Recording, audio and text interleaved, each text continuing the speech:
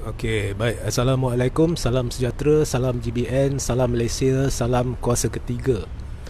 Ya, sudah lama kita tidak berjumpa, okey, atas sebab-sebab peribadi. Saya tidak dapat mengadakan live sekerap yang dulu. Okey. Jadi kalau semua dah masuk, hari ini saya ada beberapa pembongkaran yang ingin saya buat. Okey. Sebab dalam lama saya tidak mengadakan live, adalah minta maaf sekejap ya. Okey, adalah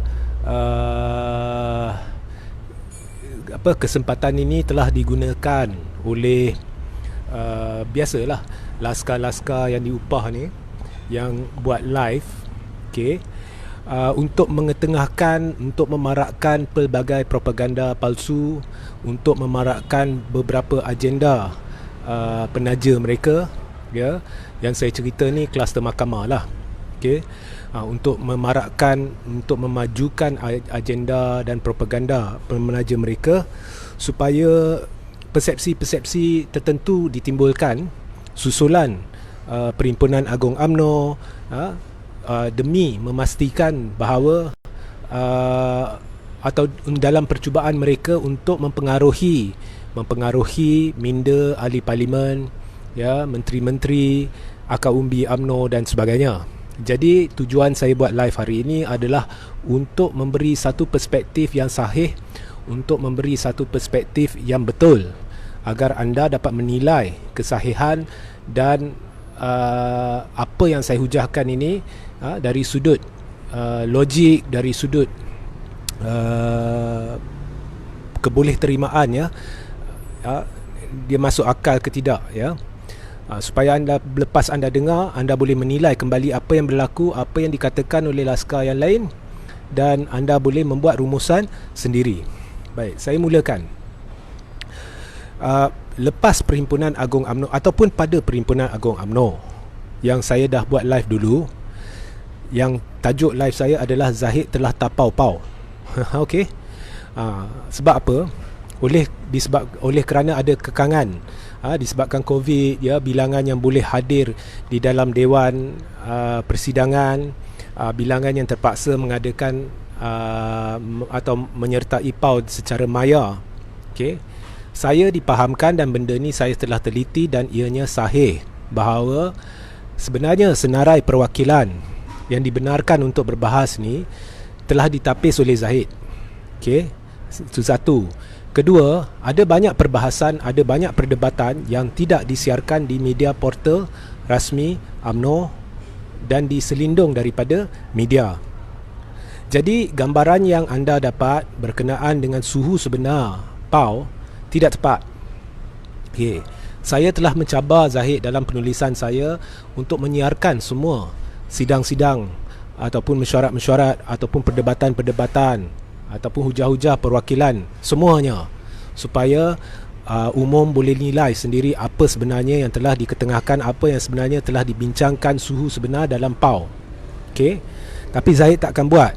Okey, hakikatnya saya rumuskan, sebenarnya suhunya lebih menjurus kepada tidak puas hati terhadap kepimpinan UMNO, dan mengapa UMNO selama ni tidak meletakkan penarikan dia daripada, atau penarikan sokongan UMNO daripada PPBM. Okey, ini bukan soal lagi nak tunggu pilihan raya. Seperti yang saya katakan dahulu, yang semuanya tepat, sebenarnya perwakilan akar umbi ni semua dia nak tarik sokongan daripada Perikatan Nasional serta-merta. Okey. Jadi Zahid dah tahu perkara ni akan berlaku, dan kluster mahkamah, khususnya Zahid dan Najib ni, mereka mewar-warkan istilah broker. Kononnya ada broker cuba mempengaruhi perwakilan. Memang ada broker, ataupun lebih tepat, memang ada pihak tertentu yang pro Muhyiddin, menteri-menteri yang pro Muhyiddin cuba mempengaruhi perwakilan. Tapi menteri-menteri pro Muhyiddin ni hanya 8 orang, menteri dan timbalan menteri, dan mereka gagal mempengaruhi perwakilan akar umbi. Walaupun dijanjikan jawatan ke, dijanjikan apa ke, mereka gagal mempengaruhi. Jadi apabila mereka gagal mempengaruhi, sebenarnya para perwakilan dan apa yang akar umbi ingin daripada Perhimpunan Agong UMNO tu adalah seperti mana janji kluster mahkamah, iaitu PAU akan menjadi benteng terakhir di mana keputusan akan dibuat, apa yang akan dilakukan seterusnya. Maknanya langkah-langkah tepat, bukannya langkah-langkah perancangan, bukannya perancangan lagi, tak ada perancangan lagi, keputusan yang tepat, ini kena buat sekarang, itu kena buat sekarang.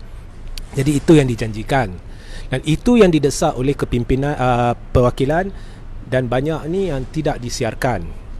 Tetapi selepas mendengar perwakilan ini, Zahid dalam hujah dia terpaksa berpura-pura seperti bersetuju dengan perwakilan. Okey, no DAP, no Anwar. Okey, kemudian memang kita kena tarik dari PPBM dan bla bla bla dan sebagainya. Jadi perwakilan dah yakin, sebab persepsi yang diberikan oleh Zahid ialah dia akan buat satu keputusan tarikh ini yang terdekat ni, kena tarik sokongan daripada Perikatan Nasional. Maka mereka memberi mandat kepada dia untuk menentukan, sebab apa yang perwakilan nak, apa yang akan umbi nak, apa yang majoriti pemimpin bahagian cawangan dan sebagainya nak, adalah UMNO tarik sokongan dari PPBM secepat mungkin dalam masa terdekat, dan juga tekan agar parlimen dibubarkan dalam masa terdekat dan pilihan raya diadakan. Sebab COVID sebenarnya bukannya alasan. Banyak negara dengan jayanya telah mengadakan pilihan raya waktu COVID, dan ianya kalau dilakukan dengan betul, dengan SOP tepat, ia tidak akan sebenarnya memudaratkan rakyat. Bukan seperti mana yang mereka lakukan di Sabah, itu semua kelam kabut. Kalau dilakukan dengan cara betul, contohnya tak payah kempen di luar, kempen saja di media sosial, boleh juga mengurangkan risiko jangkitan COVID. Okey. Tetapi apabila akhirnya MKT ataupun UMNO lepas PAU membuat kenyataan rasmi dia berbunyi, satu, Zahid dah diberi mandat, jadi tarikh akan ditetapkan, dan apa yang dikendaki oleh UMNO adalah pilihan raya dalam masa pilihan raya, tak sebut dalam masa terdekat, dan jika tidak ada tanda-tanda pilihan raya akan dilakukan, maka menteri-menteri akan tarik sokongan. Jadi sebenarnya kalau lihat kenyataan ni, tak ada keputusan dibuat.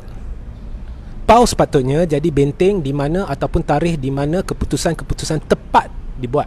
Tarikh ini diberikan, contohnya pada pertengahan April, semua menteri perlu letak jawatan, semua ahli parlimen perlu tarik daripada GLC. Kita nak pilihan raya pada bulan Jun, pada bulan hujung April parlimen mesti dibubarkan. Tidak ada sebarang tarikh, dan kita tak payah sebut kalau parlimen dibubarkan, menteri-menteri akan letak jawatan. Tidak perlu sebut, sebab memang kalau parlimen dah dibubarkan, menteri automatik dah tak ada jawatan.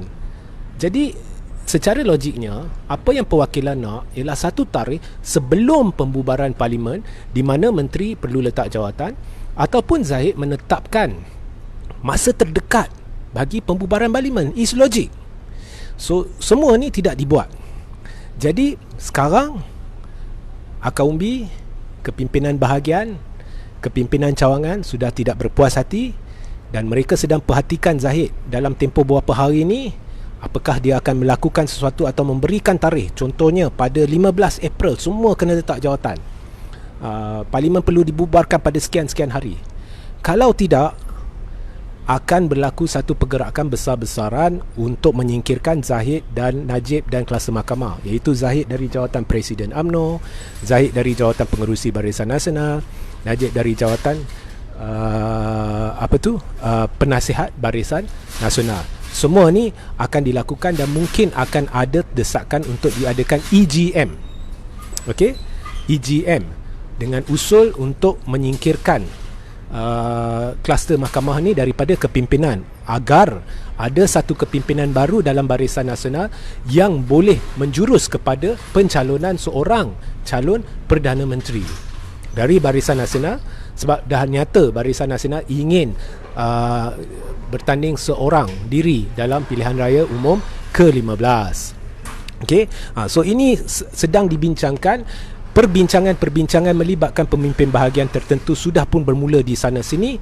Saya sendiri menghadiri satu rundingan meja bulat melibatkan 2-3 pemimpin dan saya boleh nyatakan secara sahih bahawa memang perbincangan kehala itu sedang berjalan di merata-rata secara senyap.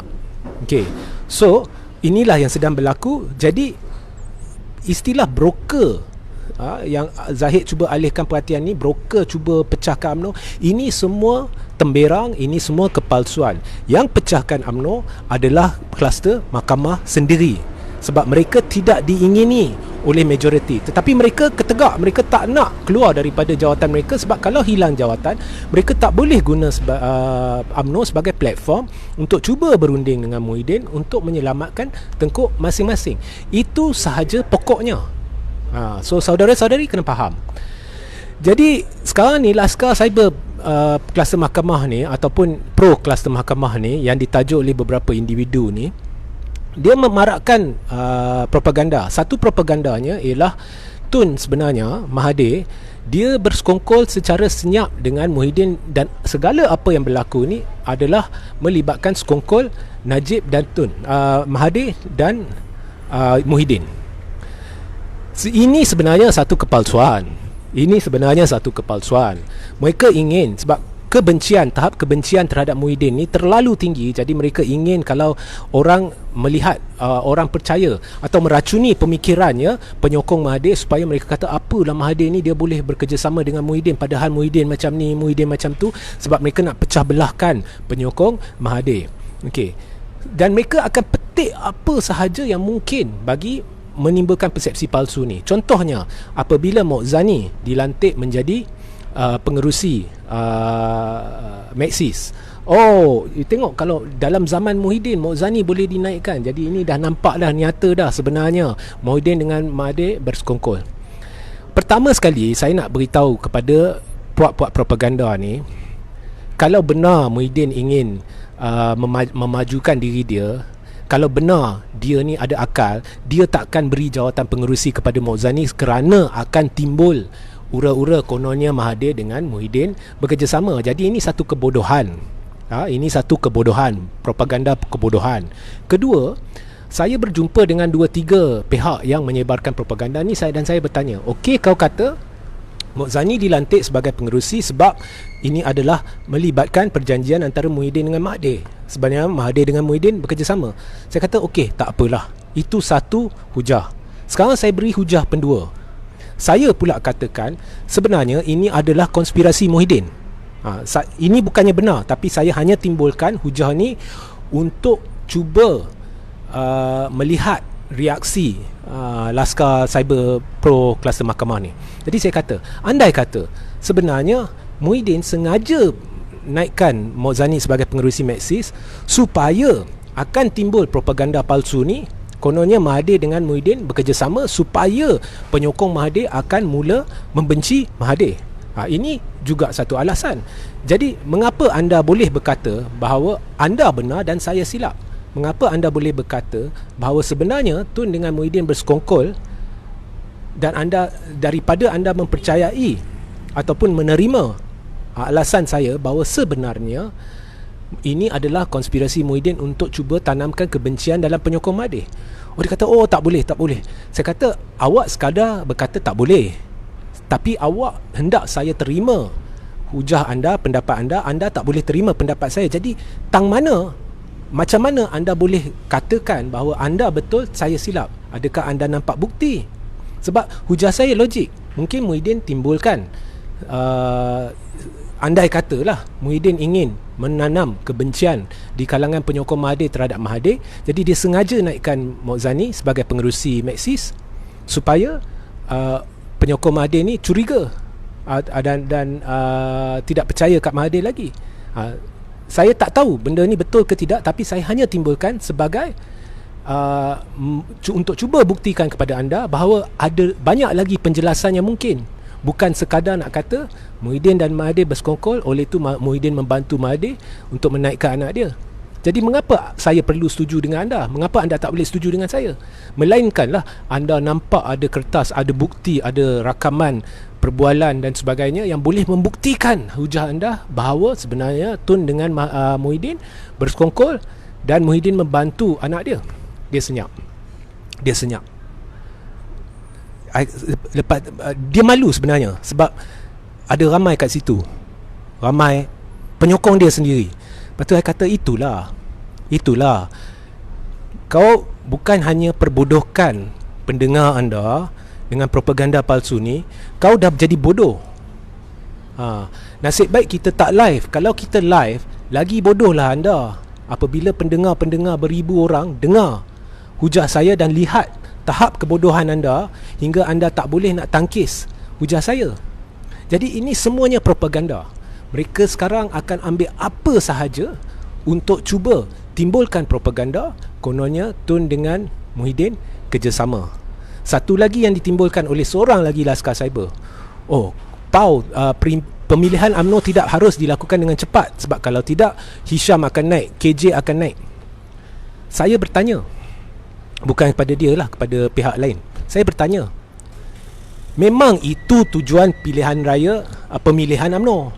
Apabila kita adakan pemilihan parti, sesiapa sahaja, Hishamuddin ke KJ ke Tengku Razali ke Pak Dolah ke Pak Wan ke Makcik Minah ke, mereka nak cuba bertanding jawatan presiden dengan timbalan presiden dan sebagainya, mereka boleh cuba. Dan itulah demokrasi, proses pemilihan parti, dan siapa yang dapat undi terbanyak akan menang. Jadi hujah anda nak ke Hishamuddin naik, anda nak ke KJ naik. KJ ada niat begini, Hishamuddin ada niat begini, jadi pemilihan UMNO tak perlu dia lakukan. Itu dah bukannya hujah seorang yang memperjuangkan proses demokrasi. Itu adalah hujah seorang yang memperjuangkan proses kepentingan peribadi kluster mahkamah. Sebab kalau demokrasi, biarlah KJ ada kepentingan apa, Hishamuddin ada kepentingan apa, Makcik Minah ada kepentingan apa, Pak Dolah ada kepentingan apa, tapi mereka bertanding atas pentas pemilihan, biar perwakilan yang tentukan. Jadi hujah bodoh yang diketengahkan untuk menghalang pemilihan supaya kluster mahkamah boleh kekal berkuasa. Hujah bodoh Laskar Cyber ni.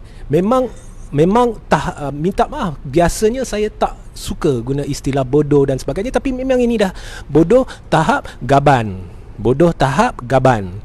Inilah semua lembu-lembu belaan penaja-penaja tertentu yang sama ada berkait secara langsung atau tidak langsung, ataupun merupakan orang-orang kluster mahkamah.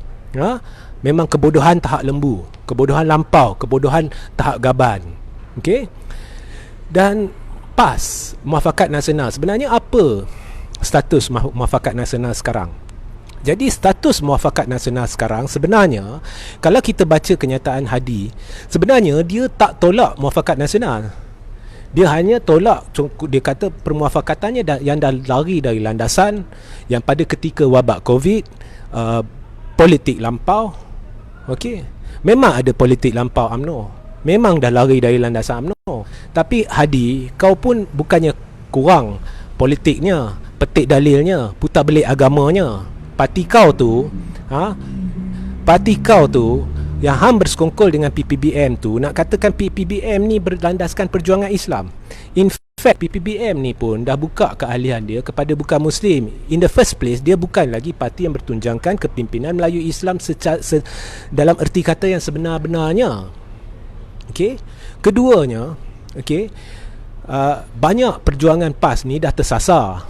Okey, sebelum langkah Sheraton, kononnya Dong Zong ni resis lampau, ni lah perlu diharamkan lah apalah. Lepas dah jadi kerajaan, bila Perikatan Nasional ni bermuzakarah dengan Dong Zong, siap dengan berjanji lagi nak tambah sekolah Cina, nak perluaskan lagi yang sedia ada tu, apa cerita dia?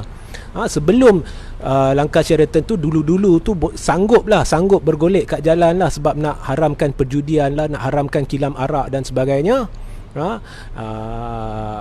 Macam-macam lah dalil dipetik lah, Lepas langkah Sheraton tu, tiba-tiba nampak macam seolah-olah semuanya telah dihalalkan. Macam-macam dalil mengapa tak boleh paksa kilang arak, sebab dah ada benda tu dah lama dah, ya. Cabutan nombor ekor khas ni meningkat. Kalau zaman Pakatan Harapan yang kononnya tidak bertunjangkan kepimpinan Melayu Islam tu, memang cabutan nombor ekor tu jauh lebih kurang. Mengapa tak ada bergolek kat jalan tu nak minta semua judi dihentikan? Tak boleh dah adakah cabutan nombor ekor? Mengapa tak tuntut ya supaya semua kilang arak ditutup? Mengapa? Jawablah. Jawab. Jangan putar alam, jangan putar petik dalil. Nak kata UMNO macam ni, UMNO macam tu. Saya setuju UMNO ni memang out dah dengan kluster mahkamah.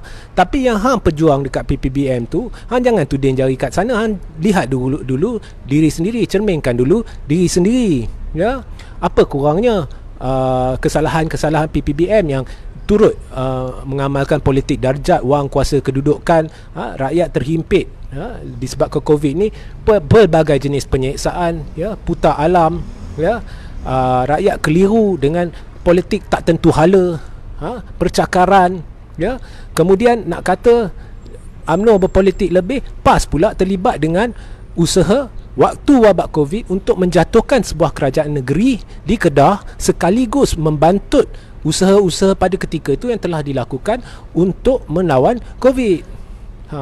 Lepas tu menteri besar baru tu pula tidak prihatin, bongkak, ya, tipu kononnya. Perayaan Thaipusam tu cuti dia macam-macam penipuan yang saya telah bongkarkan dulu. Kononnya ia tidak pernah diisytiharkan sebagai cuti pada tahun ni, tahun tu dan sebagainya. Semuanya penipuan. Ya, tak prihatin langsung terhadap bangsa lain, ya, kenyataan-kenyataan yang bongkak, ya. Kemudian dulu nak perjuangkan isu adib dan sebagainya, nak tuntut, nak sekarang nak ni dah buat inquest, mengapa lambat?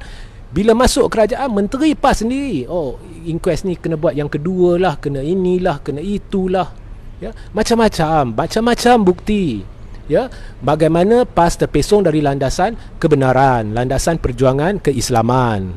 Bila menteri dia langgar SOP, macam-macam dalil dipetik, agama diputar belit untuk menghalalkan kesalahan menteri itu. Malah menteri itu pada mulanya pun cuba putar alam, akhirnya dia terpaksa mengaku apabila ditekan oleh rakyat.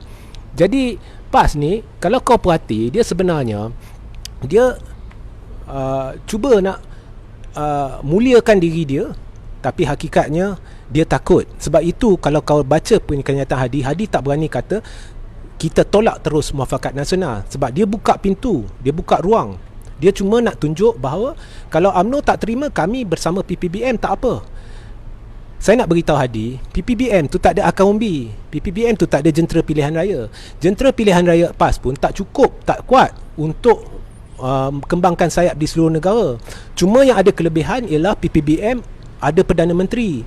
Jadi kebolehan adakan dana lebih sikit untuk pilihan raya tu ada bagi PAS.